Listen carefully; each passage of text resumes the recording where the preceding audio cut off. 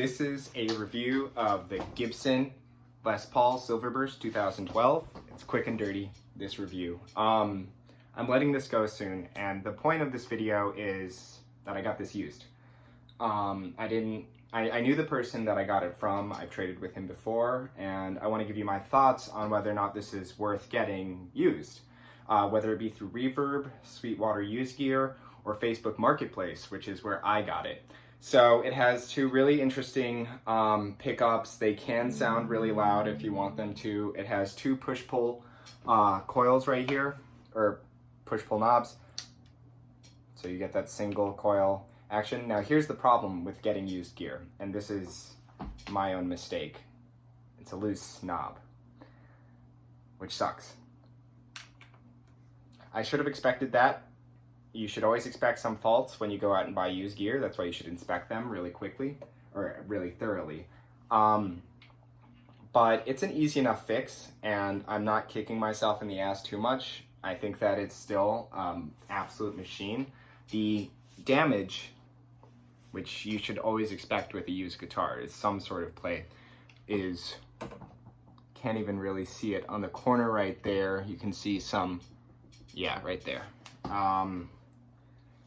But the rest of it is pretty much mint. The problem with the inlays and with old guitars is, and I found this with Gibsons in particular, Gibson Les Pauls, is they can the inlays can get yellowed out.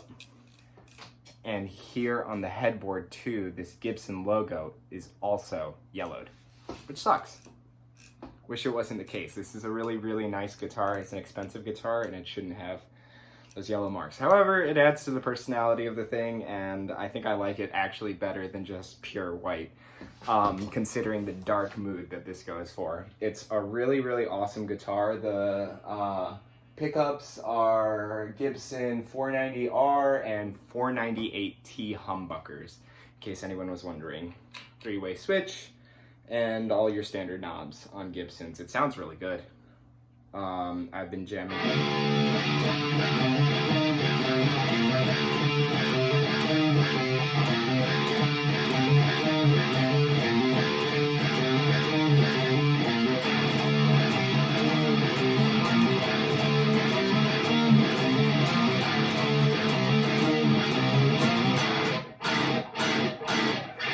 So, in case you didn't notice, I'm a Tool fan. I got this because Adam Jones uses Silverburst Gibson Les Paul. It's very similar to this. It's not the same. He uses a much more expensive, I think, custom from 72 or 78.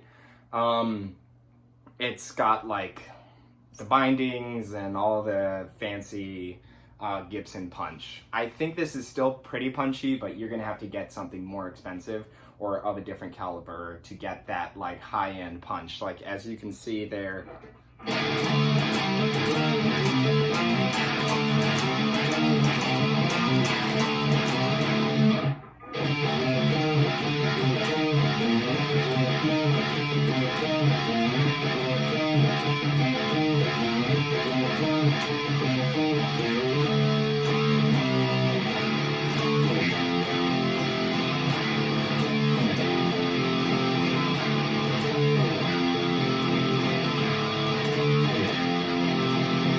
so that part right there, I wish it was a little bit punchier, and I think that's what the high-end Gibson Les Pauls are. I've never owned one before, so if we're lucky one day, I'll get to see. But back to the original point, should you buy this used?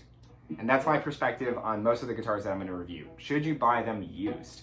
And I will say yes, even though there is cosmetic damage there, overall, this thing is a beast. It'll last you a very long time, and you shouldn't expect your guitar to be pristine and perfect for its entire lifetime, or else you'll end up disappointed. It's the same thing with dates. It's the same thing with age. Everything comes to an end, and all your friends will die. Your guitar will die one day. It's about what you can squeeze out of it and how much you enjoy playing the thing. So when I go out and buy a used guitar, my mentality is I'm going to use it, I'm going to play it a crap ton, and I'm probably going to damage it anyways. I'm not that careful with stuff. I'm very clumsy. I will damage it. I've managed to keep this in really good shape so far. And yeah, it did not come with a case.